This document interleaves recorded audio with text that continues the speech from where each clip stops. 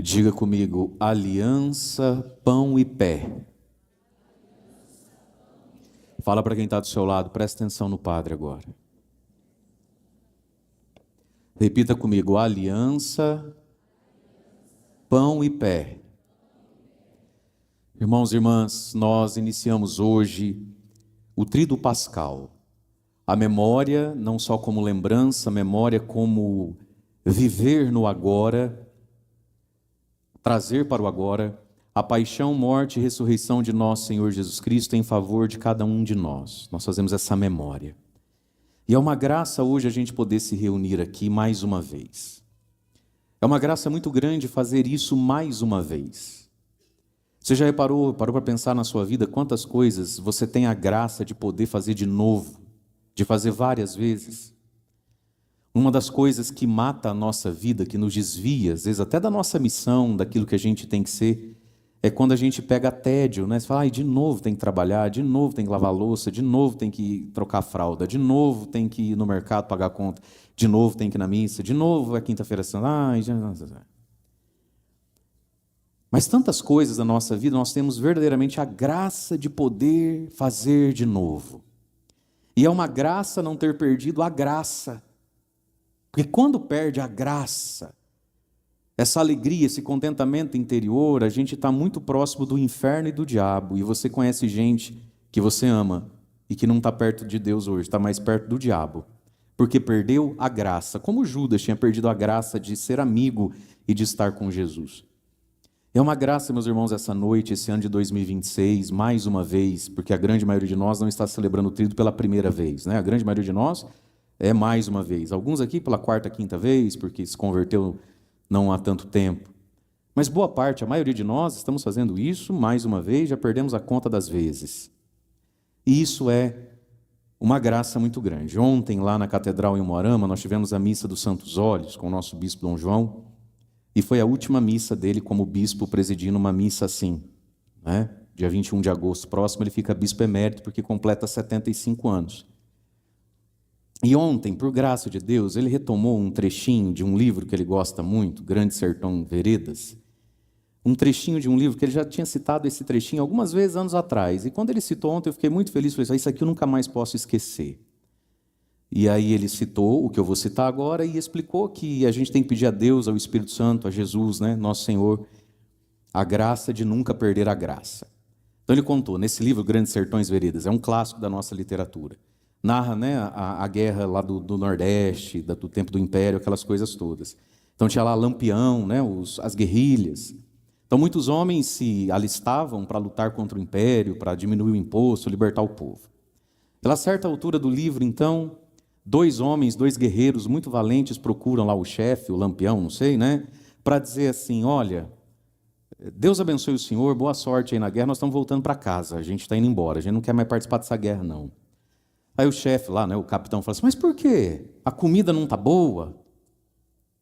Não, a comida aqui é muito boa, tem mais aqui do que em casa. Mas por quê? O salário, o soldo, não está pagando certinho, conforme o combinado? Não, paga certinho. E o salário aqui é melhor do que eu tenho em casa. Vocês não estão sendo, talvez, bem tratados, o sol está... Não, está tudo certo, tudo que o senhor prometeu, o senhor está cumprindo. Mas então por que vocês querem ir embora? Preste atenção agora nessa frase. Aí os dois soldadinhos falam lá para o seu general, falam assim, vocês não entenderam sobre o porquê dessa guerra? A gente está em guerra por algo muito bom, né? Não, a gente entendeu, o senhor explicou direitinho. Então por que vocês querem ir embora? Eles responderam assim para o general, e aqui está a parte importante. Porque nós, nesse último ano aqui, já gastamos, já acabamos, né?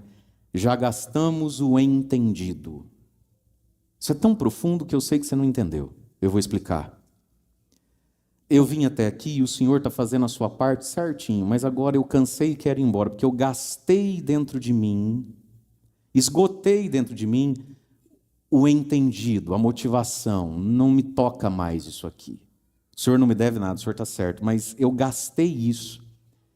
E na vida, meus irmãos, a gente gasta o entendido, a gente gasta a fé, a gente gasta aquele arrepio e aquela lágrima do acampamento, a gente gasta aquela emoção quando ouviu aquela música nova do Frei Gilson, o Santíssimo passou perto de mim. A gente gasta a experiência, por exemplo, da quaresma. Chega uma hora na nossa vida que se Deus perguntar, mas está te faltando alguma coisa? Você vai falar o quê para Ele? Não, da sua parte está tudo certo. É que eu gastei o que entendi. Eu vou para casa. Eu vou embora. Foi o que aconteceu com Judas quando quis vender Jesus, né? E essas celebrações, meus irmãos, desde o Domingo de Ramos, a Semana Santa, ela é uma oportunidade da gente renovar, polir, restituir em nós o entendido das coisas. Você está aqui hoje porque um dia houve um entendido dentro de você. Algo de Jesus aconteceu dentro de você, dentro de mim. Eu sou padre porque um dia houve entre eu e Jesus um entendido. Mas ele gasta, né? A vida cansa, a vida bate.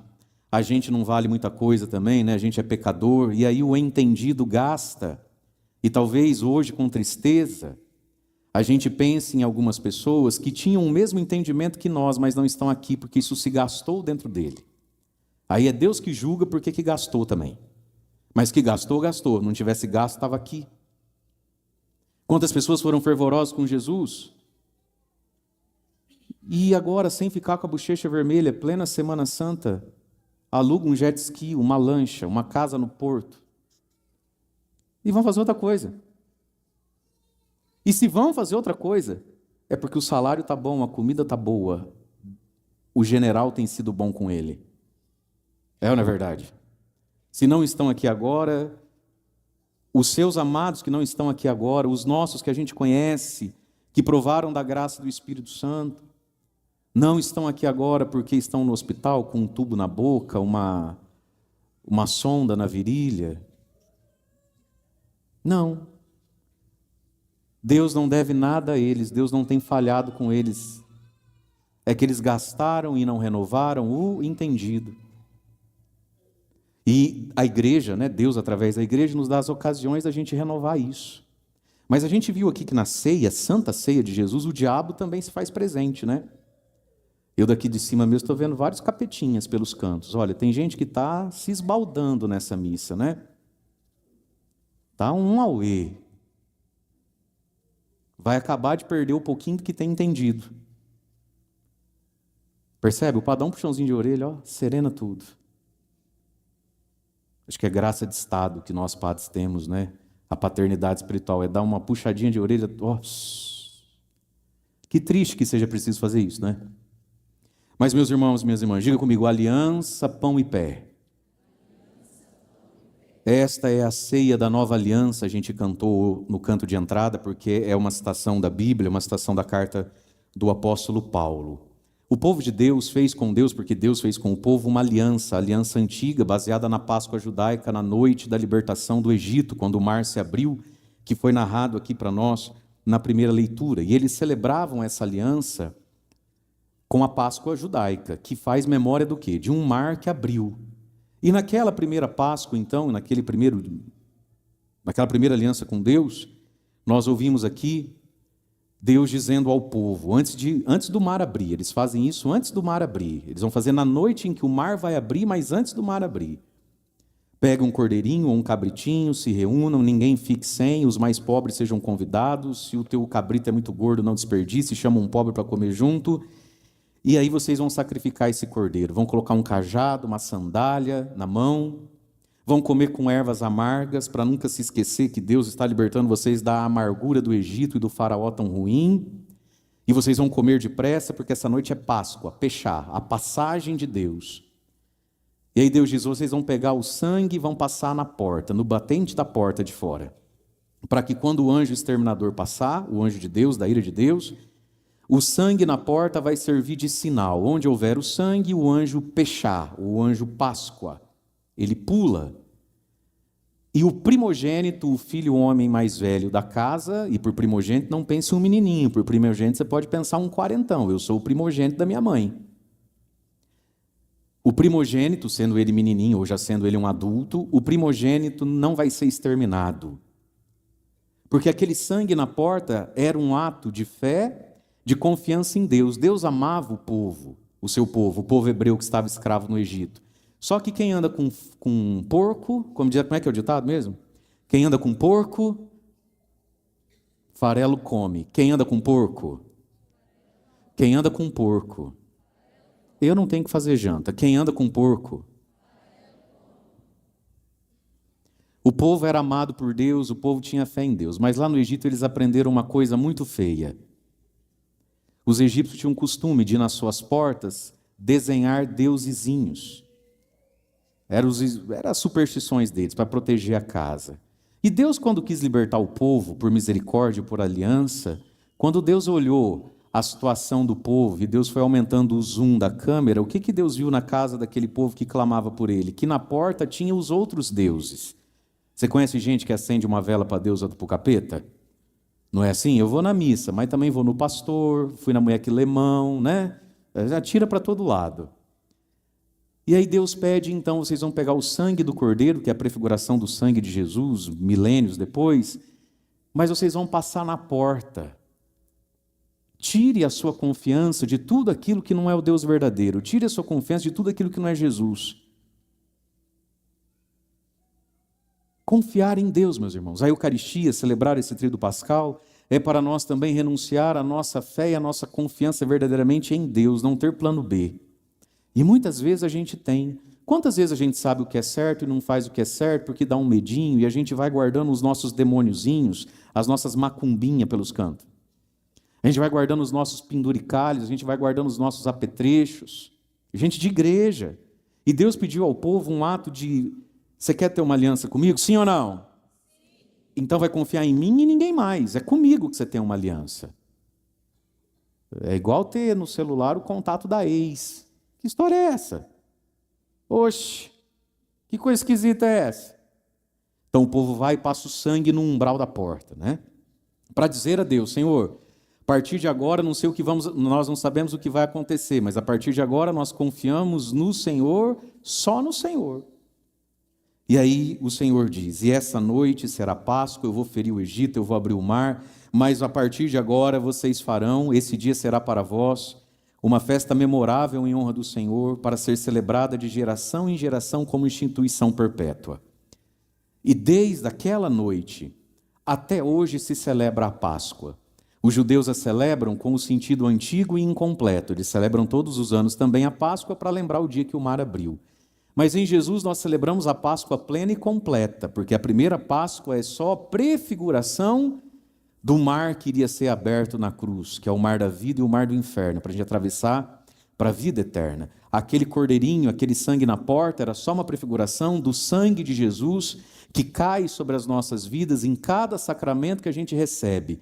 O batismo, e a confissão, e sobretudo a divina, a Santíssima Eucaristia. Tudo aquilo é prefiguração. A nossa Páscoa é plena, completa e redentora. E a gente faz memória não só no sentido de lembrar que um dia aconteceu. A gente faz memória lembrando que aconteceu, sabendo que acontece agora para nós.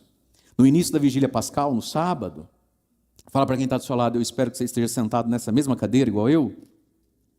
No início da Vigília Pascal, no sábado, o padre vai cantar assim: ó noite em que Jesus rompeu o inferno, ó noite de alegria verdadeira, esta noite lava todo crime. Nenhum verbo vai estar no passado. Não vai ser dito nem proclamado: aquela noite rompeu o inferno. Não, esta noite. Essa é a força, meus irmãos, da liturgia da igreja, de celebrar as coisas. O fazer memória é fazer agora algo que já foi feito, mas que produz efeito agora, tanto agora, o mesmo efeito como o efeito que fez há 2000 anos atrás, há não sei quantos séculos atrás. E essa palavra se cumpre. Essa noite essa Páscoa será lembrada agora perpetuamente. Até enquanto o mundo não acabar, se celebrará a Páscoa, em honra do Senhor. E aí o povo, então, fez uma aliança com Deus, o início de uma aliança. O povo agora vai andar os 40 anos, né, na terra, até chegar à terra prometida, vai andar no deserto. E no deserto, o povo vai fazer uma aliança com Deus. Diga comigo: aliança. E essa aliança vai ter 3 fundamentos, 3 grandes símbolos e concretudes.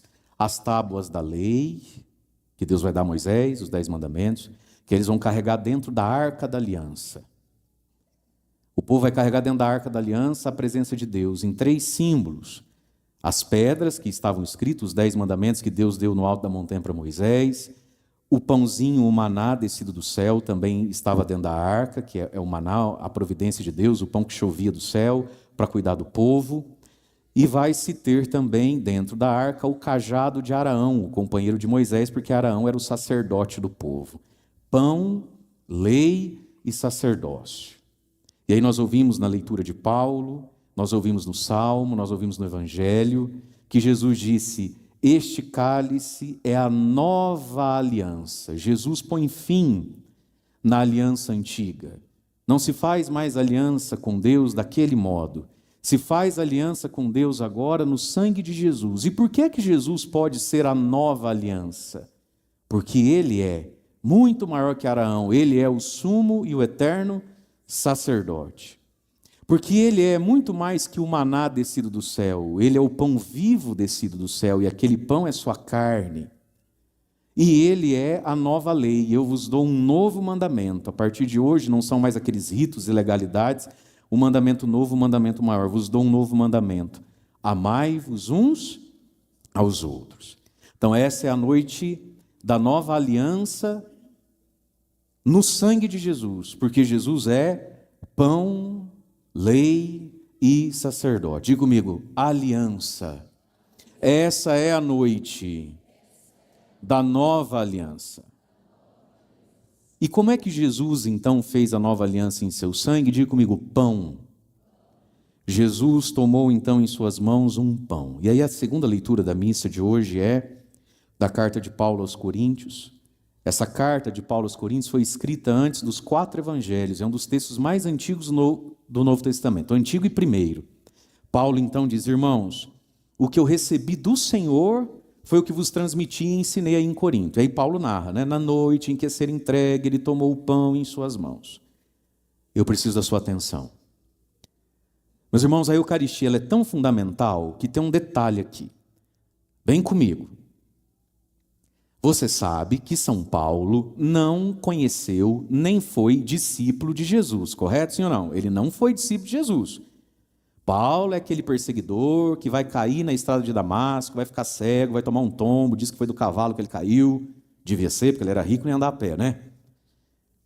E aí, Saulo, por que me persegues? Quem és tu, Senhor? Eu sou Jesus, a quem você persegue. Vai no tal lugar, um tal de Ananias vai te encontrar, vai rezar por você, para você ficar cheio do Espírito Santo. Paulo ficou 3 dias cego, sem comer nem beber. Aí Ananias ora por ele, diz que do olho de Paulo começa a cair uma pele, uma crosta, parece escama de peixe, ele volta a enxergar, e aí ele virou o grande apóstolo Paulo, amém? Mas Paulo não andou com Jesus, você sabe disso, certo? Sim ou não? Paulo não estava na noite da Santa Ceia, ok? Não estava. E aí Paulo, nas suas cartas, nos faz saber que muitas coisas ele aprendeu com Barnabé, Ananias, Silas, Priscila e Áquila. Paulo foi introduzido na vida cristã. Paulo não saiu pregando no outro dia, demorou alguns anos. E aí, meus queridos, as cartas de Paulo que você não lê, faz você saber isso. Só que aqui ele disse assim: o que eu recebi de Pedro, não. O que eu recebi de Silas, não foi o Silas que me contou. O que eu recebi de Ananias, Barnabé, o que a Priscila e o Áquila me ensinaram naquele ano que eu morei na casa deles, enquanto eles me catequizavam, não. O que eu recebi do Senhor. Paulo, numa das suas cartas, vai dizer: irmãos, conheço um homem, não vou dizer quem é, ele está falando dele, né? Que com corpo ou sem corpo, não interessa, foi arrebatado ao 7º céu, viu e ouviu coisas que em linguagem humana não dá para dizer. Aí ele diz: se com corpo ou sem corpo, não sei dizer como esse homem viveu isso. Ele está falando dele, foi a modéstia dele. Portanto, Paulo foi evangelizado, catequizado, introduzido na vida católica, porque o primeiro cristão era católico. Por Silas, por Ananias, por Barnabé, por Priscila e Áquila e outros companheiros que já eram cristãos. Mas Paulo recebeu coisas, disse ele então, lá no 7º céu, no 3º céu, que ele não tem como traduzir em linguagem humana. Paulo aprendeu coisas diretamente de Jesus, ressuscitado, não o Jesus que andou na terra, o Jesus pós-Páscoa. Paulo aprendeu coisas diretamente de Jesus, amém? Quem está comigo, ergue a mão para eu ver, que eu não estou gostando desses fundos, eu sabia que ia dar ruim. Nossa, quando o arquiteto desenhou, eu falei, esse canto é aquele canto, vai infernizar a minha vida. Mas olha, o que eu fui falar? Paulo recebeu coisas diretamente de Jesus, não é que Jesus foi no quarto de Paulo, não. São Paulo foi tão grande que foi ele que subiu lá no terceiro céu. E ele diz, eu não sei se eu estava no corpo ou fora dele. Eu dei uma passeada lá em cima. Amém? E aí ele escreve essa carta, talvez o primeiro, o segundo documento do Novo Testamento. Isso aqui foi escrito uns 15 anos antes do primeiro evangelho, que é o de Marcos, ser escrito. Ele diz, irmãos, e todos os apóstolos estão vivos, o que eu recebi do Senhor, isso aí foi ele que me contou. Recebeu onde, se não foi discípulo na terra dele? Recebeu onde, se ele subiu aos céus, está sentado à direita de Deus Pai? Onde foi que aconteceu essa conversa de Paulo e Jesus, Jesus e Paulo? E agora diz assim, tem umas coisas que eu aprendi direto de Jesus. Onde foi essa conversa? No céu. No céu. E Jesus lá no céu deve ter sentido, e deve ter contado muitas coisas para Paulo. Paulo diz, tem coisas que eu não sei nem traduzir em linguagem humana. Mas dessas coisas todas, uma era importante que Paulo dissesse em linguagem humana para cada um de nós. E qual coisa? A Eucaristia. Irmãos e irmãs, a missa, a Eucaristia, o Santíssimo Sacramento. Jesus disse, esse pão que eu darei é minha carne para a vida do mundo. Quem dele comer terá vida eterna, terá vida para sempre. Isso é tão sagrado que Paulo, na sua discrição e modéstia, porque quem é santo não sabe ser exibido. Quem é santo, quando tem que mostrar o porquê que é ele que manda, ele fica até constrangido de fazer. Ele até se sente culpado depois, mas ele precisa dizer, irmãos, o que eu vou escrever agora não foi nem o Ananias, nem a Priscila, nem o Áquila, nem Pedro, nem Tiago, nem João, o que seria uma excelente fonte. Não. Prestem atenção no que vocês vão ler ou ouvir. O que eu recebi do Senhor lá no terceiro céu. Jesus quis contar isso para Paulo. Paulo, você vai aprender muita coisa dos meus discípulos. E aprendeu mesmo. Mas tem uma, Paulo, que eu quero que você aprenda de mim, antes de você voltar para a terra. Na noite em que eu fui entregue, eu peguei o pão. Na noite em que eu fui entregue, eu peguei o cálice da ceia judaica, Jesus era judeu. E fiz daquilo nova aliança, nova lei, novo pão e novo sacerdócio. Na noite, Paulo, em que Judas me traiu, eu instituí e deixei um sacerdócio maior na terra, quando disse aos meus, façam isso agora em memória. Jesus instituiu aqui o sacerdócio, é o padre que faz essa memória. Paulo, essa memória para o novo mandamento, amai-vos uns aos outros através do pé do irmão, né? E Paulo, eu dei o sacerdócio, dei o maná e dei a lei. E eu queria, Paulo, que você soubesse isso de mim e não dos outros. Jesus quis que Paulo soubesse isso dele. Outras coisas tantas, muito importantes. Jesus pensou, Paulo, pode voltar para a terra. Isso aí, qualquer hora São Pedro ensina para você. No segundo ano da catequese, Ananias vai dar essa aula para você. Mas esse aqui, Paulo, eu queria que você ouvisse da minha boca, filho. A missa, meus irmãos, veio do céu, do coração de Jesus. E o texto mais antigo do Novo Testamento, naquele tempo era muito difícil escrever. Tanto é que você pega a carta dos apóstolos, elas são todas muito pequenininhas, né? É uma pena que você não gosta de ler, nem Bíblia, nem nada. O brasileiro não lê nada, né? Mas se você tem o costume, às vezes, de comprar qualquer tipo de livro, você sabe que qualquer livro, para ser livrinho, tem que ter 120, 150 páginas. Se você pegar os evangelhos ou a carta dos apóstolos, tem quantas páginas na Bíblia que você não lê? Depois você conta lá, não dá 10 páginas, não dá 15 páginas. Porque naquele tempo escrever era muito difícil. Era muito caro e era muito lento. E não dava resultado, porque você não tem xerox para tirar, você não tem encadernação, você não tem impressora, você não tem as coisas. Eu vou escrever tudo isso para ficar só nisso. Era muito difícil escrever. Então, tudo que era escrito assim com muita... Ai, meu Deus, o que será que eu escrevo de tanta coisa, né?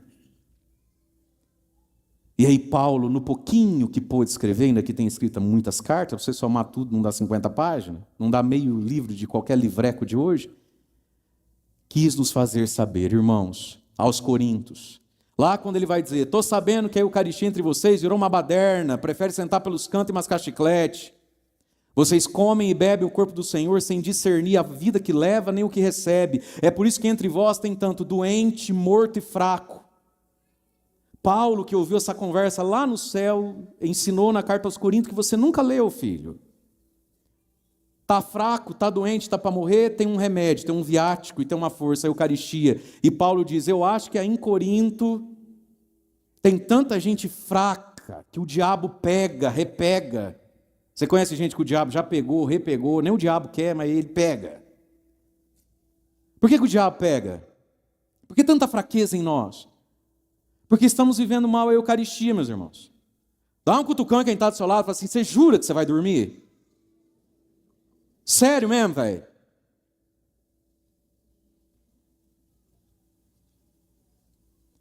O diabo pega, repega. E vai para reencontro. E faz o acampamento de homens. E vai fazer o acampamento de homens volume 2 em julho. Foi decidido hoje. Vai ter o volume 2 para quem fez o volume 1. E não desencapeta. Quem queria aplaudir? Pode aplaudir.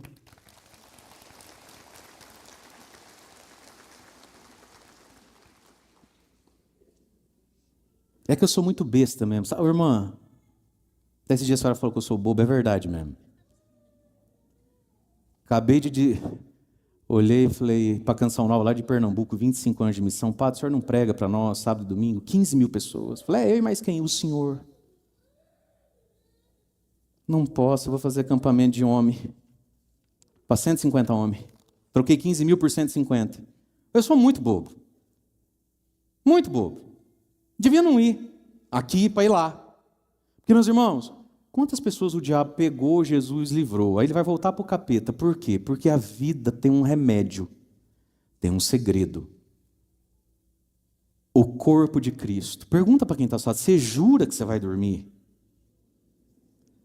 Pergunta para quem está do outro lado, você jura que você está com esse chiclete na bunda? Eu não estou acreditando que você está mascando esse chiclete.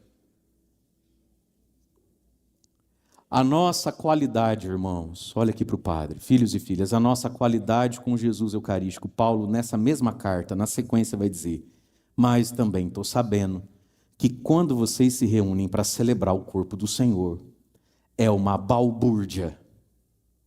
E eu acho, só acho, mas vai ver que Paulo, que subiu no terceiro céu, está errado, certo está nós, né? Mas eu acho, só acho, que é por isso que entre vocês aí em Corinto, tem tanta gente fraca.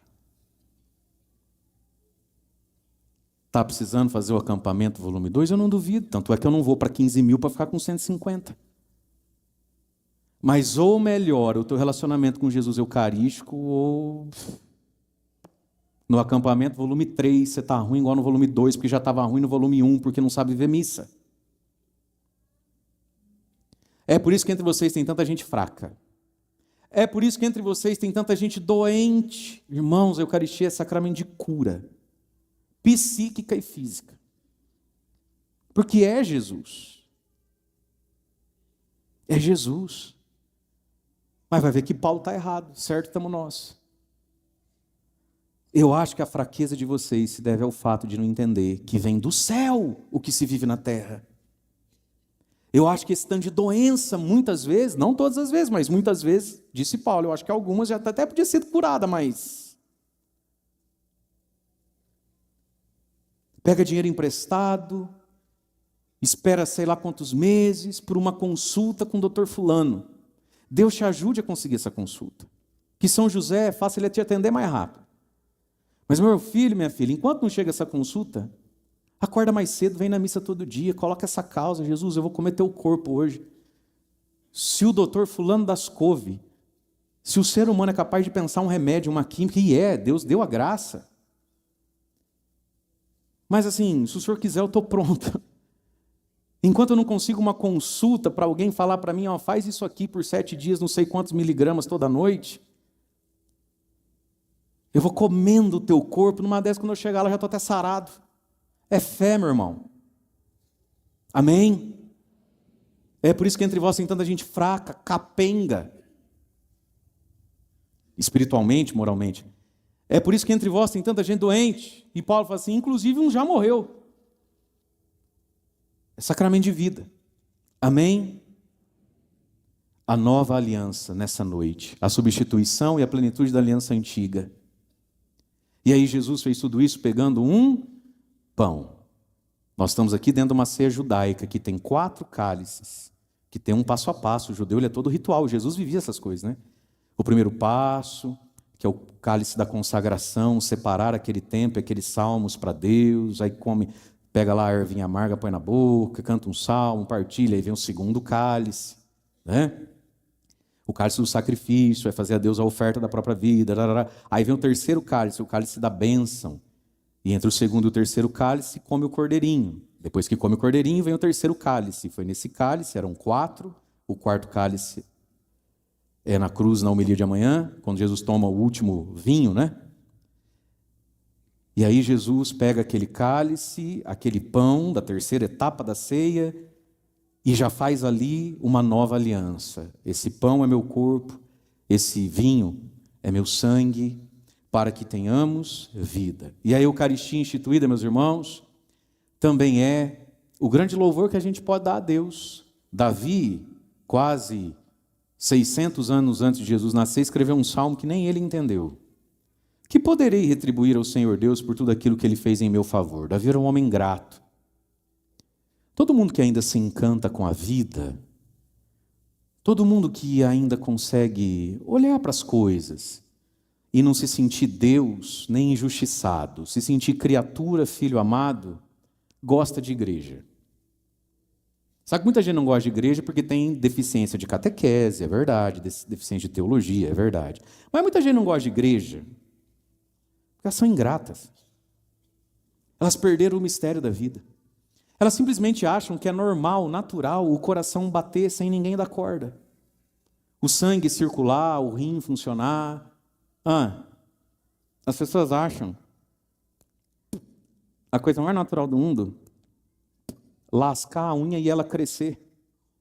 Não é natural, não é normal, é genial e é Deus nos sustentando. Sabe por que a tua unha cresce? Porque Deus te toca para a tua unha crescer. Deus nos sustenta no ser. Sabe por que o teu cabelo cresce? Estende a mão para cá, faz favor. Os inimigos, a oposição não precisa. Só quem tem alguma consideração por mim. Estende a mão para cá, fala, Jesus, cumpre nele essa palavra.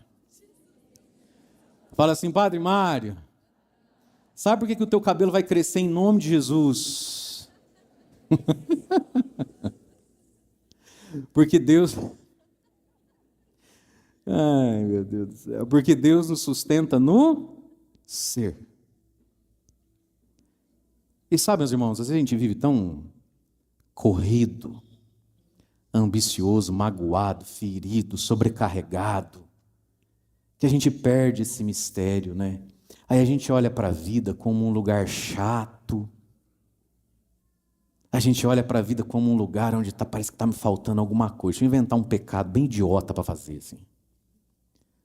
Quando o ser humano perde a gratidão, a contemplação a Deus, a missa fica mais difícil ainda. Sabia? Eu sei que a minha missa é longa. Mas fosse você um pouco mais grato, ela nem seria talvez tão longa assim. E é só ser longuinha. Sei, né? Mas ela é longona porque tu é chato, você é ingrato demais. Davi perguntou, o que poderei retribuir ao Senhor Deus por tudo aquilo que Ele fez em meu favor? Davi não se comparou com o outro rei, porque quando você vai se comparar, você vai achar defeito. Ele olhou só para ele, para quem ele já foi, para quem ele era, e falou assim, como é que eu posso agradecer a Deus? E aí Davi era judeu, ele se lembrou da ceia pascal de todo ano, falou, já sei, na Páscoa de todo ano eu vou elevar o cálice da bênção. Por isso a missa também é louvor, ação de graças. Por isso, para viver bem a missa, você não precisa ter essa cara de defunto, nem de dor, nem de triste. Porque ao mesmo tempo que é a cruz de Cristo, é a cruz de um ressuscitado. Não é a cruz de um derrotado no túmulo, apodrecido. Ele está vivo. Pega no queixinho de quem está do seu lado, fala assim, melhora essa cara. Você tem uma cara de quem não sei, melhora a cara. E aí, meus amados, a nova aliança se faz no pão. Essa é a noite onde Jesus tocou duas coisas. Diga comigo, Jesus hoje, para fazer a nova aliança, tocou duas coisas que não são do céu, que são da terra, mas porque Ele que é do céu, tocou essas duas coisas da terra.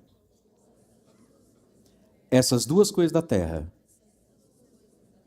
me levam para o céu. Diga comigo, pão.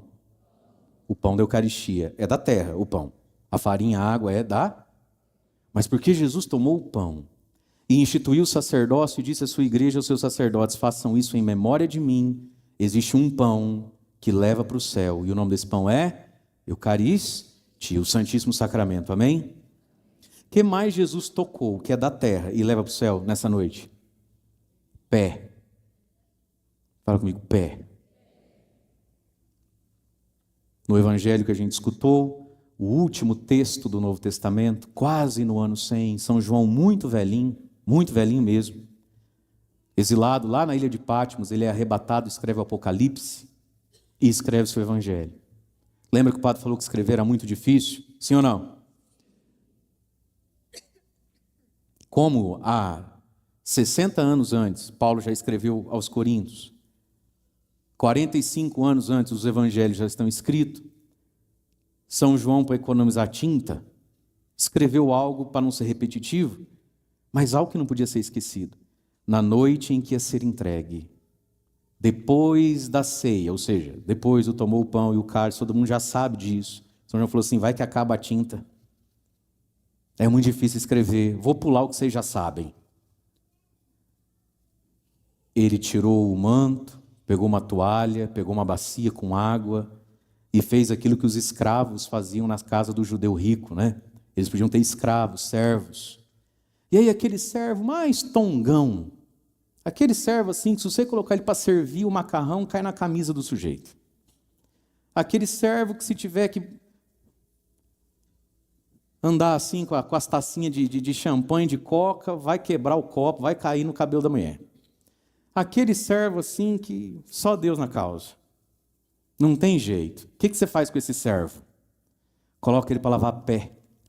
As pessoas andavam ou descalças ou de sandália. Não tinha asfalto nem calçada. Como é que chegava o pé? Nessa festa, nesse banquete, né? Então um gesto de dizer o quanto a pessoa era querida e o quanto eu sou minucioso nos detalhes é inclusive lavar o pé da visita antes de comer. Mas quem faz isso é um escravo, nunca o dono da casa. Jesus faz esse gesto de um escravo pobre, até de um escravo tantanzinho da cabeça, um mais burrinho. Por isso que Pedro assustou. E então Jesus tocou algo que é tão da terra, o pé. O pé dos apóstolos, o pé dos amigos, o pé de Pedro e o pé de Judas. E disse para nós, vocês entendem o que eu acabei de fazer? Eu sou o Mestre e Senhor. Então de mim, porque agora eu vou para a cruz e para o céu, levem duas coisas. Nessa vida toque o pão. Não fique sem o pão da Eucaristia. E nessa vida, não fique sem o pé do outro.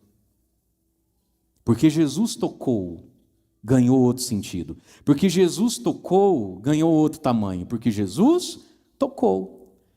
Você sabe que quando uma pessoa muito importante ou muito famosa toca algo, aquele algo muda de valor. Quanto custa um bom violão? Custa um tanto. Mas aquele violão daquela marca, quem tocou nele foi o Elvis Presley, o Roberto Carlos, quanto custa? Custa a sua casa. Não é assim? Quanto custa uma chuteira? Qualquer um consegue comprar uma chuteira. Mas essa chuteira o Pelé jogou com ela. Então, meu filho. Existem lugares do mundo que porque pessoas importantes passaram ali, não pode nem vender nem comprar, né? É tombado historicamente, porque aqui Tiradentes foi enforcado. Não compra, nem vende, nem constrói. Aqui Tiradentes, ó. Jesus deu essa coisa tão humana e simples que é o pão, quando tocado pela sua igreja através do sacerdote, Jesus deu o peso, o quilate, já ouviu falar do ouro? 18 quilates, 20 e poucos quilates. Jesus aquilatou uma ceia e um pão, e agora ela é ouro, agora ela é céu, amém? Só que Jesus fez isso com o pé. É aqui que ele complicou a nossa vida. Fala, ô Jesus, o Senhor também, fala. Era só ter parado no pão. Mas não. Foi lá e tocou o pé dos outros, do Judas, do Pedro. Fala, ô Jesus, fala. Por que o Senhor não parou no pé? Não parou no pão? Se tivesse parado no pão, fala, tivesse parado no pão, Jesus. Fala, rapaz, minha vida era mais fácil. Só agora eu venho na igreja. E porque eu toco o pão, quando eu saio daqui, eu tenho que tocar no pé daquele filho de uma... Fala, Jesus, por que o Senhor não parou no pão? Fala, minha vida é uma correria. Fala assim, eu sempre fui uma pessoa boa, uma pessoa certinha. Agora tem que ficar tocando o pé desse povo que sai fazendo fia, torta direita. Não... Jesus. Fala, por que você não parou no pão? E você sabe por que ele não parou no pão? Porque se ele para no pão, a gente comeria esse pão que não é pão e não seria semelhante a ele. Porque a gente se assemelha a Jesus não porque come desse pão.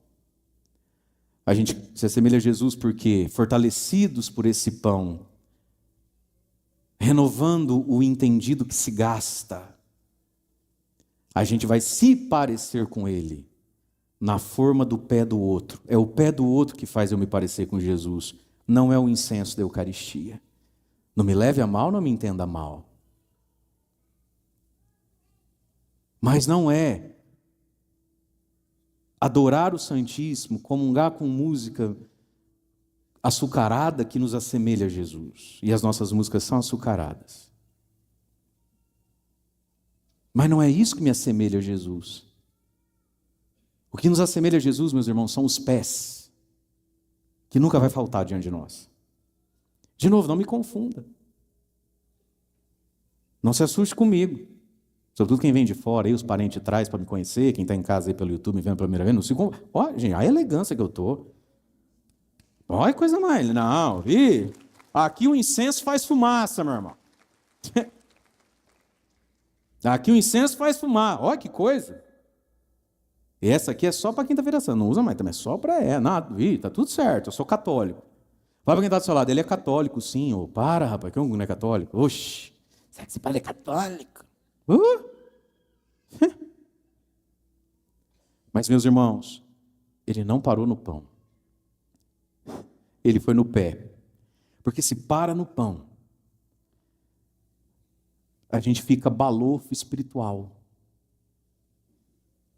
Sabe que a gente vai comendo e não vai fazendo exercício, a gente vai engordando, sim ou não? Mas você sabe que para fazer exercício tem que comer antes, senão você desmaia, sim ou não? As atividades, uma caminhada, subir uma escada, ir numa academia, carpir, sei lá, as coisas que fazem a gente suar, né? O que elas fazem? Elas dão forma boa, forma harmônica às coisas que a gente come. Porque se não for isso que a gente come, faz a gente ficar imenso. Não é assim? Quantas pessoas, às vezes, são quase que um escândalo, elas ficam uma caricatura do Evangelho, porque talvez elas estão comendo demais, no sentido, reza, é devoto de tudo que é santo, segue tudo que é padre, vai em tudo que é santuário, não perde missa. Só que aí não gasta essa energia em lugar nenhum. Aí fica esse balofo espiritual. E assim como o nosso corpo físico precisa de atividade física, de coisas que nos façam suar um pouquinho, para esse tanto de comida não me deixar balofo, mas me dar boa forma e saúde, a nossa vida espiritual, meus irmãos, ela tem um segundo passo e necessário passo. Depois do pão, nunca sem o pão, o pé. Lavar o pé do irmão. E isso é o que a igreja faz e cada um de nós é convidado a fazer. não ficar sem o pão da aliança, mas não ficar sem o pé. Quem hoje está feliz ou é grato a Deus de ser católico, vir a missa? Erga a mão para eu ver. Todos nós, amém? Sim ou não? Por que você é católico hoje? Eu sou católico hoje. Porque pessoas antes de nós comiam deste pão, amém? E fortalecidos por este pão foram lavando pés, e pés, e pés. Olha a nossa igreja hoje que linda. Nós temos aqui 1.350 cadeiras. A igreja está lotada, ó, e tem gente lá fora. Não é? E por quê? Por causa do pão e do pé, ao longo da história. Do pão e do pé. Talvez há um tanto de tempo atrás, isso era inimaginável. E não estou falando nem exaltando a beleza física desse templo, que é muito bonito, como Deus merece que seja, em São José. Mas estou falando de nós. Falando de nós. Por que uma igreja, como tínhamos, para 640 pessoas, precisa virar 1.300? Por causa de pessoas que têm a força do pão e entendem o valor do pé. É assim que Deus acontece no mundo. Diga comigo, entender o valor do pão. Entender o valor do pé. E assim Deus salva, assim Deus alcança.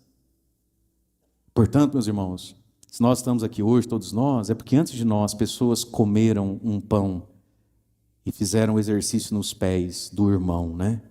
Tem pé que é mais gostoso de lavar. Você viu que Jesus fez questão de lavar o pé de Pedro. Pedro falou, não precisa. Ele falou, claro que precisa, Pedro, me dá. Eu lavo seu pé assim, facinho. Imagina, São Pedro, homem apaixonado por Jesus. São Pedro acompanhou Jesus em todas as aventuras. São Pedro emprestou o barco para Jesus, deixou o barco, tudo por causa de Jesus. Eu acho que Jesus olhava para Pedro e falava assim, ai, Pedro, Tiago e João faz a vida valer a pena.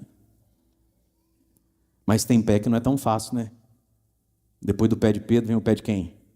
Do Judas. Mas Jesus disse para você e para mim, dei-vos o exemplo, né? Para que façais a mesma coisa que eu fiz. E o que foi que Jesus fez? Tomou o pão e no pão fez uma aliança com o Pai do céu, com Deus, deu a vida e tocou em pés.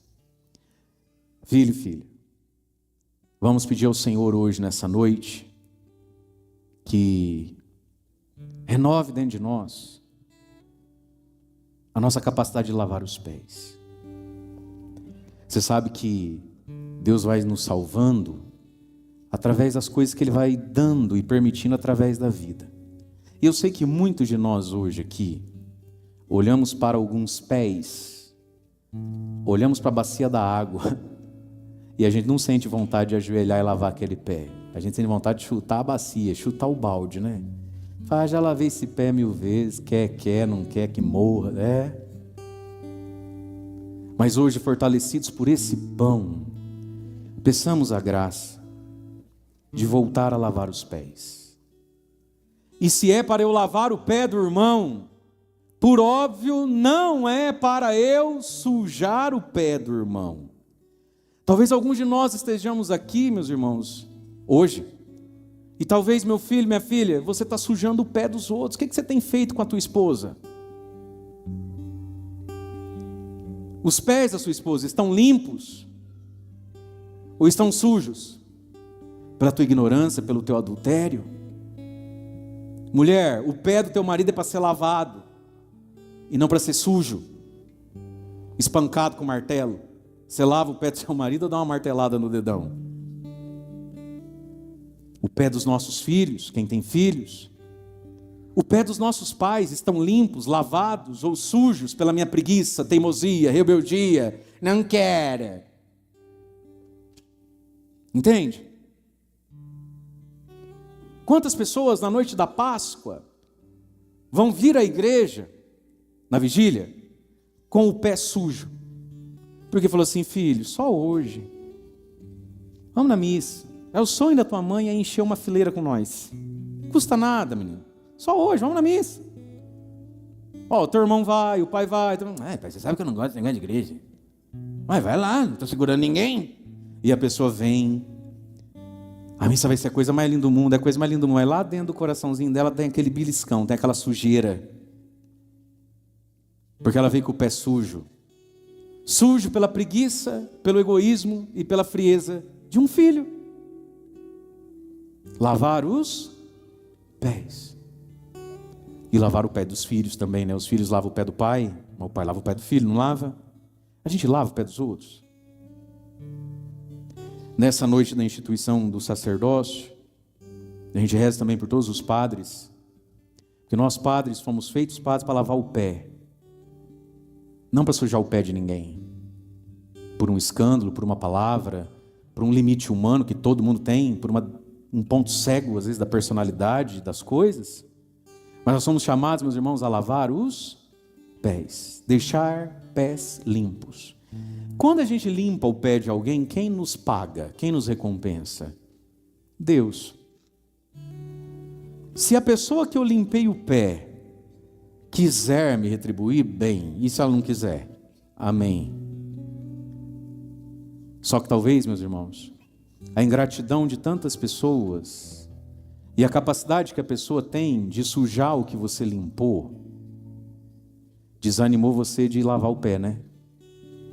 Quantas pessoas talvez estão aqui hoje pensando assim, o que adianta ser bom?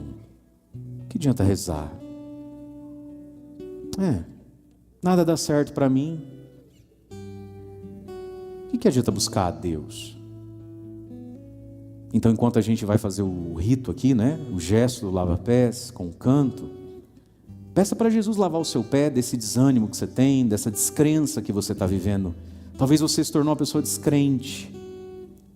Primeiro descrente de você mesma, de você mesmo. Eu sou assim mesmo, eu já tentei 1000 vezes, eu só caio. Então, quer saber também? Chutar o pau da barraca. Mas a descrença que às vezes a gente tem com o ser humano, com a sociedade, com a igreja, com a vida. Enquanto a gente vai testemunhar o gesto, quem sabe se pudesse pedir a Jesus, Senhor, lava os meus pés dessas crostras de depressão, de azedume. Lava os meus pés desse mundo pornográfico, depravado. Lava, Senhor, os meus pés, a minha mente, me lava. Por quê? Porque daí Jesus, ao tocar pão e pé, e fazer a nova aliança no seu corpo, né, no seu sangue, disse a Pedro, Pedro, se eu não te lavar, você não vai ter parte comigo.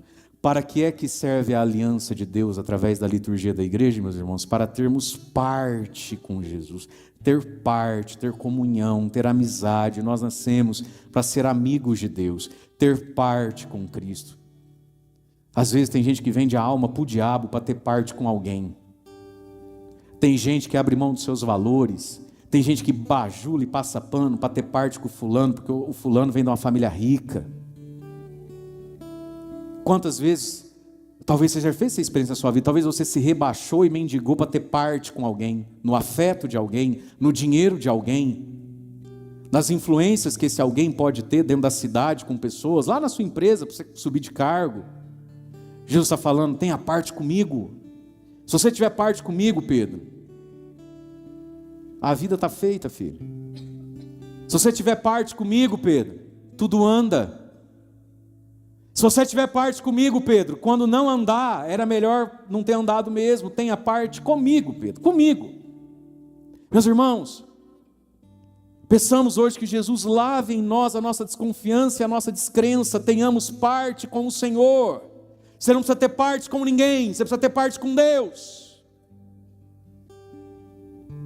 E não deixe de ter parte com Deus para ter parte com alguém. Deus é o melhor sócio. Talvez tem gente aqui que queria deixar de ser empregado, abrir um negocinho, você fala, não precisava de um sócio. Fala para quem está do seu lado, Jesus é o melhor sócio que tem. Você tendo ele, tem tudo. Pedro, eu quero te lavar para você ter parte comigo, Pedro. E essa parte com o Senhor nós temos na aliança feita no sangue, no pão, no sangue e no corpo, no pão e no vinho, que é Jesus. Por isso, meus irmãos, vivamos bem a missa, porque ela veio do céu. Ela é tão importante que Jesus quis contar pessoalmente essa história para Paulo. Levou Paulo no céu só para contar isso e devolveu na terra. É muito importante a missa, muito importante, muito bela, muito linda, e nós temos uma graça, ela nos é, por graça de Deus, tão acessível. Porque tem coisa que é boa, bela, mas não é é muito caro, é muito longe. A Anvisa não liberou ainda o remédio. Daqui uns 5 anos libera o remédio. Você fala, mas daqui 5 anos eu morri. Para nós, queridos, a missa, que é tudo isso, também é acessível. Acessível. Que coisa linda. Que coisa boa. E a misericórdia, né? Porque nós não somos melhores do que aqueles que não têm isso de modo tão acessível. Brincar, somos piores. Mas é o amor, é a graça de Deus. Deus nos olhou com misericórdia, Deus nos olhou com graça. Amém? Louvado seja nosso Senhor Jesus Cristo. Deus amou tanto o mundo que deu o seu Filho unigênito para que não morra todo o que nele crer, mas tenha a vida eterna. De fato, Deus não enviou o seu Filho ao mundo para condenar o mundo, mas para que o mundo seja salvo por ele. Quem nele crê não é condenado, mas quem não crê já está condenado, porque não acreditou no nome do Filho unigênito. Ora, o julgamento é este: a luz veio ao mundo, mas os homens preferiram as trevas à luz, porque suas ações eram más. Quem pratica o mal odeia a luz e não se aproxima da luz, para que suas ações não sejam denunciadas. Mas quem age conforme a verdade aproxima-se da luz, para que se manifeste que suas ações são realizadas em Deus. Palavra da salvação. Glória a vós, Senhor.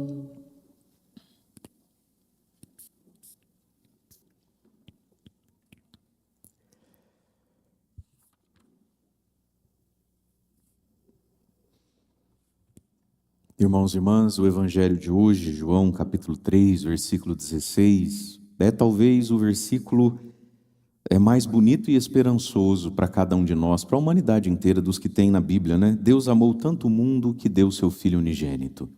Deus que dá, que oferta, que envia o Filho unigênito a nós. Sem que o ser humano peça, sem que o ser humano entenda que isso seja importante, necessário num primeiro momento. Deus toma a iniciativa em relação a nós, vem ao nosso encontro. Diz a palavra, para que não morra, a tradução melhor aqui do termo, que também significa morrer, mas é para que não pereça todo aquele que nele crer, mas tenha vida eterna. Deus enviou Jesus para que não pereçamos. Perecer é aquilo que vai se estragando, né? Até que fica podre, até que morra, até que não sirva para nada. A vida humana, a alma humana, ela é perecível. Quando a gente vai, às vezes, escuta, né? O ingresso é a doação, a entrada é 1 quilo de alimento não perecível, né? Coisa que não estraga. Mas o ser humano, ele é perecível. Nós vamos perecendo até que morra. A gente vai se estragando sem Deus. Quantas pessoas, infelizmente, estão nesse movimento da vida, né? Elas estão perecendo. Cada dia mais chata, cada dia mais triste, cada dia mais escrava, cada dia mais viciada, cada dia mais ignorante. A pessoa vai perecendo, né? E a palavra diz que Jesus foi enviado para que nós não pereçamos. Quem nele crer não perece, mas tenha a vida eterna. Não só não perecer no sentido do último dia, não perecer, né? De morrer e ir para o inferno, mas não ir perecendo nessa vida. A vida é boa, a vida não é para ser sofrida esse tanto que tem sido sofrida para você. O ser humano não nasceu para criar tanta confusão, tanto mal. O ser humano não nasceu para ser tão espinhento assim. Nós somos imagem e semelhança de Deus, e Deus não nos criou no céu, no primeiro momento, nos criou aqui na terra. E se nós somos imagem e semelhança de um Deus que é amor, o que deveria ser a nossa vida, a não ser uma vida boa? E nós já vivemos o suficiente para saber que essa terra não é o céu. Mas louvado seja Deus por aqueles que em algum momento da vida começam a se perguntar: a terra não é o céu, mas precisava ser esse inferno? Eu não estou no céu, aqui na vida faz parte ter cruz, ter sofrimento, mas precisava ser tão doído e sofrido assim? a vida que eu levo, a pessoa que eu sou? E não precisava. Mas aí, meus irmãos, entra uma parte que é nossa, para todo aquele que nele crer. Crer em Jesus, crer no Evangelho, dar um passo, tomar uma atitude, tomar uma postura. Nós estamos aqui nesse longo discurso, né, de Jesus com Nicodemos, na madrugada, na noite. Nicodemos também precisa dar um passo, Nicodemos também precisa fazer uma escolha na vida, Nicodemos precisa concluir o que ele quer. E a promessa é essa: Nicodemos, quem nele crer, quem em mim crer, não morrerá, não perecerá, mas terá a vida eterna. Portanto, a vida eterna, entendida aqui como céu, também começa já aqui agora. A vida vai ficando mais parecida com o céu, até que um dia a gente entre lá. Mas para isso, meus irmãos, nós precisamos do dom da fé. E a fé é um dom, a fé é uma graça. Só que a fé, ela custa algumas coisas em nós. É por isso que a fé, ela é sempre um drama, ela é sempre uma batalha, dentro de nós, ao redor de nós. E às vezes isso parece que fica mais evidente na vida de algumas pessoas do que na vida de outras. Aí nós ouvimos aqui a primeira leitura, estamos ouvindo sempre Atos dos Apóstolos, quando os apóstolos são levados, cheios de raiva, são presos, mandaram prender os apóstolos, os sumos sacerdotes, os fariseus, os saduceus, e prenderam Pedro e João, esses dois, na cadeia pública. Porém, durante a noite, o anjo do Senhor abriu a porta da prisão e reforçou aos dois: ide ao templo falar ao povo sobre tudo que se refere a este modo de viver. Jesus é um nome, Jesus é sobretudo um modo de viver. Olha o que o anjo disse a Pedro: volta lá no templo e continua a pregar ao povo sobre esse modo de viver. O Evangelho, Jesus, é um modo de viver. Jesus não é um apetrecho, Jesus não é um amuleto, Jesus não é uma mandinga, Jesus não é um objeto de sorte que a gente pendura na porta. A gente não, eu não faço as coisas, mas sei lá, tem quem faz, não faz? Pendura lá na porta, coloca atrás não sei o quê, é o feijão debaixo não sei da onde, é a figa não sei no que. Jesus é um modo de viver. Volte a ensinar o povo, falar ao povo sobre tudo o que se refere a esse modo de viver. E lá vão eles, ao amanhecer, obedeceram e ao amanhecer já estavam no templo ensinando de novo. E aí, esses homens que mandaram prender Pedro e João, eles estão de novo diante de um milagre. Primeiro milagre, o paralítico curado na porta do templo, que é o que vai dar toda essa confusão. Por que esse aleijado está andando? Por causa do nome de Jesus que vocês mataram, mas ressuscitou. E aí começam as primeiras conversões. Conversões muito milagrosas. Nós vimos ontem no Evangelho José Barnabé, da tribo de Levi, portanto um judeu muito praticante e rico, vinha lá do Chipre. Esse homem se converte, pede o batismo, vende, ele tinha um campo, ele tinha uma propriedade, e ele vende, dá aos apóstolos, para os apóstolos distribuir aos pobres. Isso também é um grande milagre, E eles estão vendo tudo isso. Agora eles estão vendo, recebem a notícia: olha, os dois lá que vocês mandaram prender, a gente não sabe o que aconteceu. Não estão dentro da cadeia, estão lá no templo pregando de novo. A gente não sabe se atravessou parede, a gente não sabe se flutuou. Não tem como não estar na cadeia. Está lá o guarda, está lá tudo, está lá o cadeado, só que os caras não estão lá dentro. É milagre de novo. Custa ter fé? Custa. A fé custa tudo que vai ter que ficar para trás. É isso que custa a fé. A fé custa o que vem pela frente, e às vezes a gente intui o que vem pela frente, e a gente pode sentir medo, do que vem pela frente por causa da fé.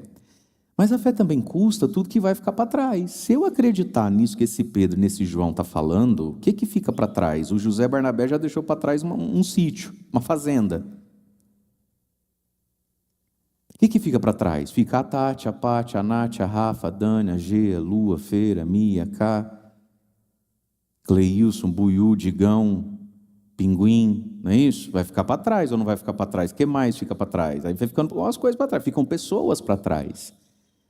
Pode ser que fique bens materiais para trás, fica o pecado para trás, fica um sonho para trás, coisas vão ficar para trás.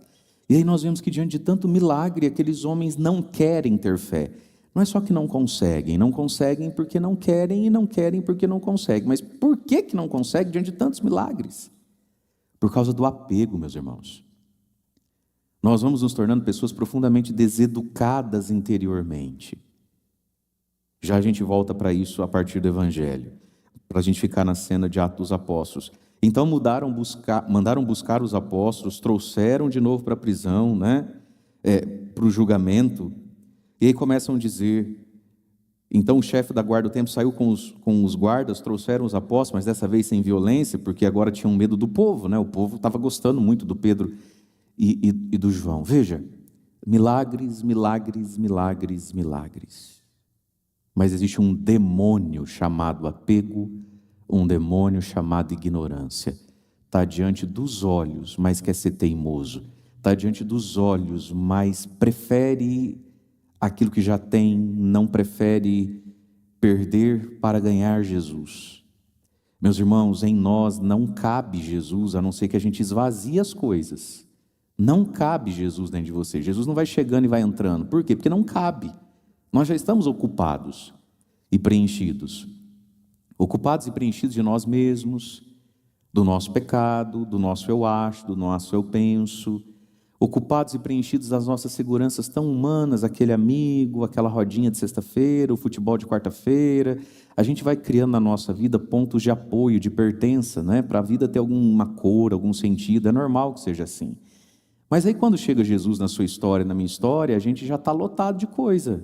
Mesmo que sejam coisas ruins, mesmo que sejam coisas perecíveis, coisas que não levam para lugar nenhum e coisas que levam para o inferno inclusive. Mas a fé, ela é um passo que deixa coisas para trás. Aqueles homens não queriam deixar os conchavos, os esquemas, os tapinhas nas costas do sinédrio, do saduceu, do fariseu. A fé vai deixar coisas e pessoas para trás. A fé deixa afetos, a fé deixa vantagens humanas para trás. E aí, meus queridos, entendamos uma coisa: os milagres nos ajudam? Ajudam. Prodígios ajudam? Ajudam, mas não fazem todo o trabalho, não. Não tem milagre que retire de você o seu papel de escolher. Não tem experiência emocional poderosa, arrepiante com Deus, com o Espírito Santo, que tire de você o seu lugar de escolher. Você escolhe. Não existe experiência de fé que tire de nós a necessidade de ter fé. A gente não vira robô. Você pode ter visto o anjo diante de você, flutuando, batendo as asas. Terminou de ver? Agora você precisa usar da fé, um passo de confiança em Deus. E parece que tem muita gente que fica esperando do próprio Deus uma ocasião, um fato, sei lá, que facilite as coisas assim a ponto de que a fé nunca seja renúncia.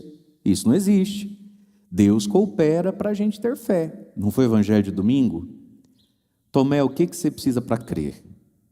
Pôr a mão? Então põe a mão. O que você precisa para crer? Ver. Deus vai nos dar tudo o que a gente precisar para ter fé. Deus coopera com o nosso ato de fé. Deus não é ruim. Deus não quer dificultar o seu caminho. Agora, o que é que está dificultando o nosso caminho, então, muitas vezes? Aquilo, então, que Jesus disse no Evangelho, na sequência do que estava dizendo a Nicodemos. Ele não veio para condenar o mundo, porque o mundo já está condenado, né? Mas para que o mundo seja salvo por meio dele. Quem nele crê não é condenado, porque Jesus é o Salvador e a salvação. Quem passa para o lado de Jesus, né? É salvo por Jesus. Mas quem não crê já está condenado. Nós já estamos condenados, porque não acreditou no nome do Filho unigênito. E vamos entender o que é que complica, o que é que retarda e o que é que atrapalha até mesmo o efeito dos milagres e dos prodígios na nossa vida. Aí veio o versículo 19. Jesus disse a Nicodemos: ora, o julgamento é este: a luz veio ao mundo, a luz é Jesus. Jesus veio ao mundo, Deus fez a parte dele. A luz veio ao mundo, mas os homens preferiram as trevas do que a luz, porque suas ações eram más. Diga comigo, preferir. Diga comigo, preferência. Os homens preferiram, você prefere. O que você prefere? Água com gás e limão ou coca? Você prefere. O que você prefere? A gente pede uma pizza ou uma porção de batata? O que você prefere? A gente prefere. E o que são as nossas preferências? É a educação ou deseducação, né? Do nosso mundo interior. O que você prefere? Vir rezar ou ficar dormindo? O que você prefere? E aí vem os dados da fé. O que você prefere? Você prefere para o céu ou prefere para o inferno? O que você prefere? Ser amigo de Deus, servir a Ele, ou você prefere deixar isso de lado para ser muito amiguinho do fulano ali, que não vale nada, mas tem uma Hilux? O que você prefere? O que você prefere? Cooperar com o reino de Deus, doar a Deus os seus dons, aquilo que Deus investiu em você? Ou você prefere ser a preferidinha ou preferidinho do fulaninho ali, porque todo mundo já tem namorado, só eu que não tenho namorado ainda, eu vou ficar para trás? Eu não, a vida é uma só, a vida é feita para viver. O que você prefere? As preferências têm a ver com os nossos afetos, gosto, experiência, não é? E Jesus está dizendo, a luz veio ao mundo, Nicodemos, mas os homens preferiram as trevas, eles escolheram isso, porque a treva, muitas vezes, ela é mais apetecível, ela é mais desejável, né? E a conversão, meus irmãos, ela é uma reeducação também dos nossos afetos. Por isso que um dos dons do Espírito Santo se chama piedade. A piedade é um afeto interior diante de uma verdade de Deus. Vamos de novo, o que é piedade? Piedade é um afeto interior diante de uma verdade de Deus. O seu filho, o seu parente, o seu amigo, que passou o tríduo pascal assim, ó, entre TV, cerveja, espetinho e sono, assim, tá nem com a paçoca.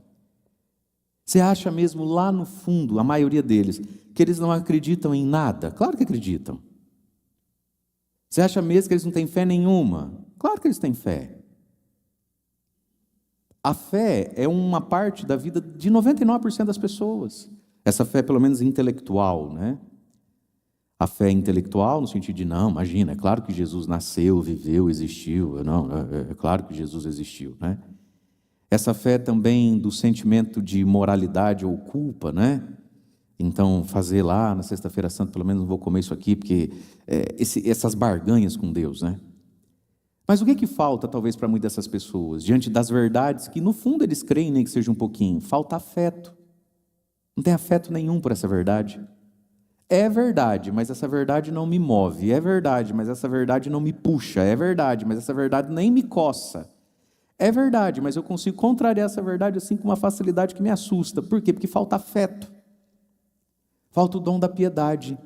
Diante da luz, preferem as trevas. Por quê? Porque muitas vezes, meus amados, nós estamos profundamente deseducados por dentro, preferindo as trevas do que a luz.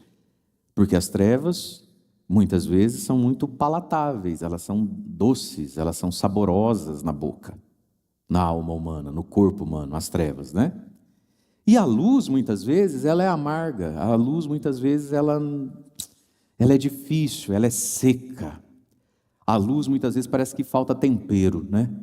A luz, ela é difícil. O bem, ele não é escandaloso. O bem, ele não é eufórico. O bem, ele não é cheio de adrenalina, dopamina. O bem, ele é o bem, mas parece que às vezes no bem falta tempero no bem, né? E o que é que dá tempero ao bem? O Espírito Santo, quando nos toca com o dom da piedade.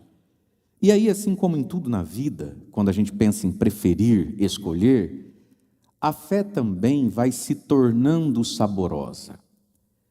Talvez na sua vida, em determinado ponto da sua vida, você precisou adquirir um hábito bom e abrir mão de um hábito ruim. Por recomendação médica, porque a ficha vai caindo, né? Que, sei lá, tem que acordar cedo, tem que fazer um exercício, a gente não pode só comer o que quer, tem que comer mais disso, menos daquilo, não é isso? Tem que usar menos o celular, não pode ficar esparramado na cama com aquela tela brilhando na cara até não sei que horas. Isso não é um bom hábito, não é um bom hábito no casamento, cada um ir dormir num horário, aí a mulher já foi para a cama, o homem fica lá rolando o celular ou vice-versa, isso não é um bom hábito. E aí intelectualmente você foi convencido de um bom hábito. Aí muito animadamente, sempre que a gente enxerga uma verdade, a vontade fica assanhada, né? Você foi lá tentar praticar aquilo. E comprou a roupinha da academia, né? E comprou os whey protein, a creatina, né? E comprou um despertador novo. A gente toma algumas atitudezinhas, compra um tênisinho para fazer uma caminhada, né? Ah, mas não foi 3 dias, 5 dias, vou ser generoso, não foi 2 semanas. Aquilo dá um tédio, você não sente vontade daquilo. E está lá a treva dando oi, né? Falando, vem cá comigo, né? Mas aí com muito esforço, por um senso de verdade, você perseverou, e o que aconteceu? Você se acostumou. E não só se acostumou, como pegou gosto mesmo. Agora você gosta daquilo que você não gostava. E agora você desgosta daquilo que tanto gostava. A gente muda o gosto através de um dom do Espírito Santo. Se a piedade coloca sabor, é a fortaleza que faz a gente acostumar. E não é acostumar de um modo assim resiliente, de um modo, como é que eu posso dizer? De um modo de quem fala assim, ruim com Deus, pior sem Ele, né? Fazer o quê, né? Não, não. A fortaleza nos dá a graça de perseverar. E quando a gente persevera, meus irmãos, nós vamos compreendendo melhor, aprofundando mais, também pelo dom da ciência, a verdade das coisas. E de verdade a gente passa a preferir coisas que talvez por muito tempo da nossa vida a gente não queria nem saber daquilo. Fica gostoso mesmo, faz parte mesmo. Você já não se imagina mais sem aquilo. Mas em todo caso, a alma humana prefere e desprefere. Existe dentro de nós um universo afetivo vinculado ao prazer e ao valor. O valor a gente educa com sabedoria, com fortaleza, com ciência, são dons do Espírito Santo. A gente educa com posturas que abrem a nossa inteligência, o nosso coração a Deus e a sua verdade. Mas a gente precisa cuidar do nosso mundo interior, porque se a gente permite ficar exercitando coisas que a ciência e o entendimento e a sabedoria já me disseram que não convém, mas eu fico lá exercitando, porque elas são prazerosas e palatáveis ao prazer, ao ego, a gente perde a piedade. E aí ficamos como aqueles homens que, vendo Pedro e João fazendo milagre à torta e à direita, por causa do nome de Jesus, não consegue dar um passo em direção ao nome de Jesus, porque o coração está apegado em ser saduceu, sumo sacerdote, esses títulos, essas riquezas, essas pertenças, essas pessoas.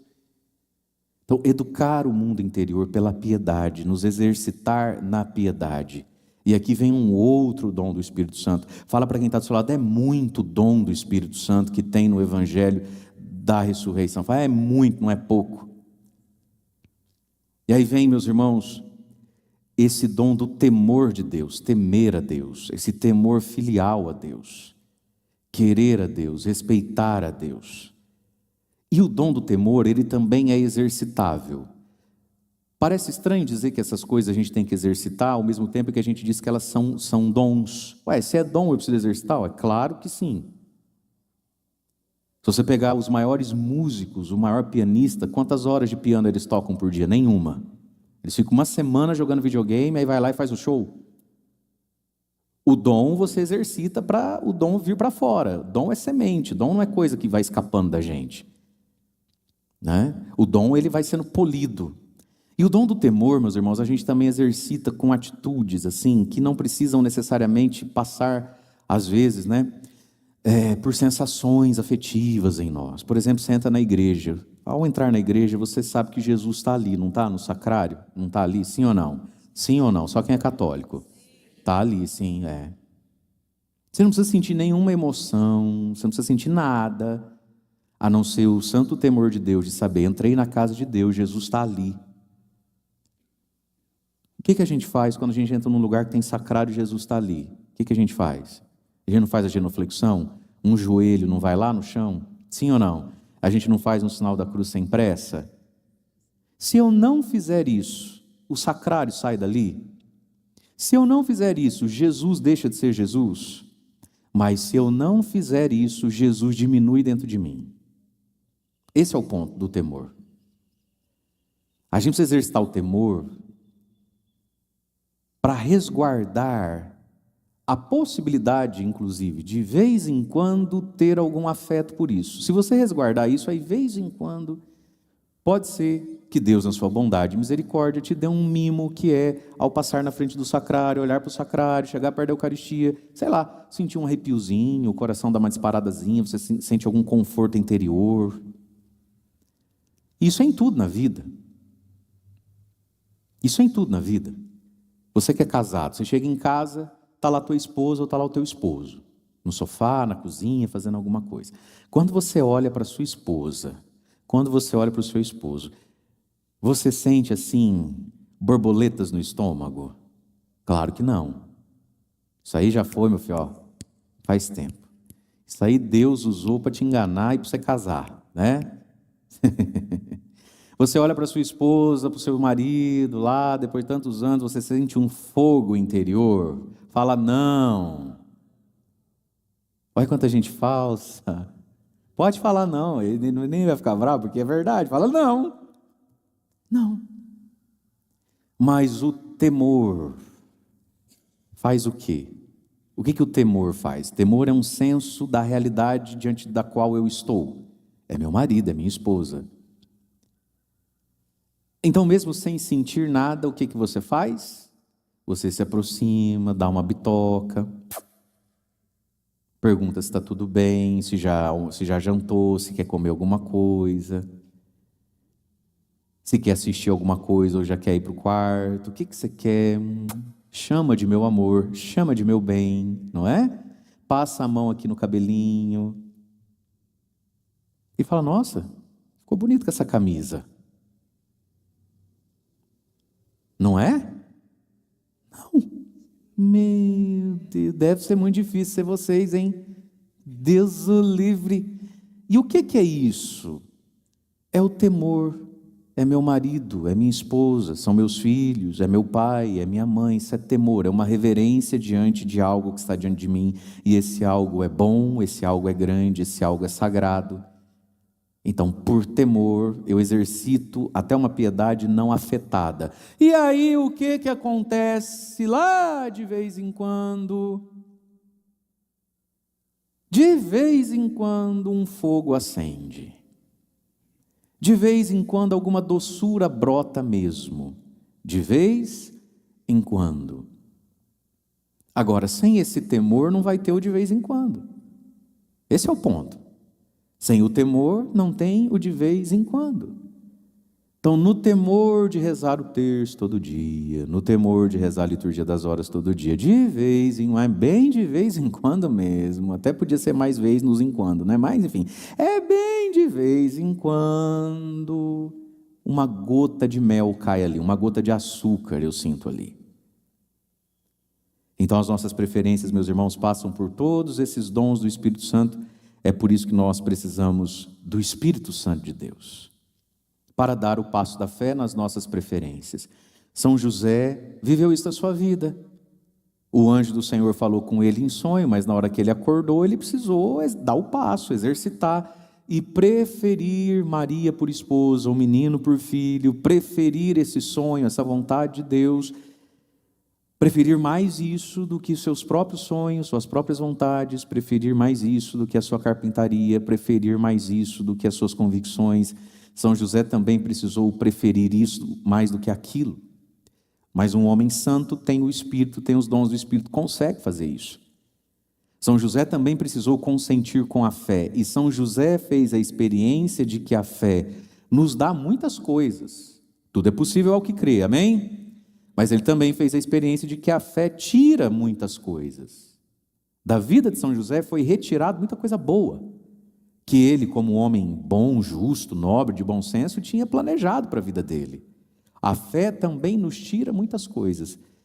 E nos momentos, irmãos e irmãs, em que for difícil ter fé, nos momentos em que a gente se sentir apegado ainda a coisas e pessoas, nos momentos da nossa vida, queridos, onde a gente tem medo do que pode perder, nos momentos da nossa vida onde as nossas preferências gritarem dentro de nós de um modo bastante deseducado, peçamos a São José que nos ajude a dar o passo da fé. Peçamos a São José que tem parte no Filho dado ao mundo. São José tem parte nesse gesto da paternidade de Deus Pai. Deus amou tanto o mundo que deu seu Filho unigênito. E deu a quem esse Filho por primeiro? A Maria e José. Quando a Virgem Maria e São José dizem sim a Deus, eles estão cooperando com esse dar de Deus a nós. Portanto, é profundamente do interesse do coração de São José que tudo aquilo que Jesus fez não fique sem fruto em você, não fique sem fruto em mim. Porque São José sofreu e cooperou muito com a salvação do mundo. Não sofreu nem cooperou pouco com isso, sofreu e cooperou muito com a salvação do mundo. São José viveu uma vida que ele não tinha planejado para viver. Para quê? Para que a gente não pereça. Então pensamos hoje sempre, São José, que não fique sem fruto em mim tudo que Jesus fez, tudo que Jesus deu. Que não fique sem fruto na minha vida essa palavra, que não fique sem fruto na minha vida esse evangelho. Que não fique desperdiçado em mim, São José, a misericórdia de Deus Pai, o sacrifício de Deus Filho. Que não fique sem fruto em mim, São José, a tua fé, a tua doação de vida. São José tem profundo interesse que dê certo em você, em mim, tudo aquilo que Jesus fez e falou. Porque ele cooperou com isso e custou muito a São José a sua parte nisso, não custou pouco. São José não assistiu, São José participou. A Virgem Maria não assistiu, a Virgem Maria participou dessas coisas. Portanto, são nossos intercessores, meus irmãos, para que não fique sem fruto em nós. E hoje, então, peçamos a Deus a graça de preferir a luz do que as trevas. Louvado seja nosso Senhor Jesus Cristo. Para sempre seja louvado. Uma das nossas preces, nós vamos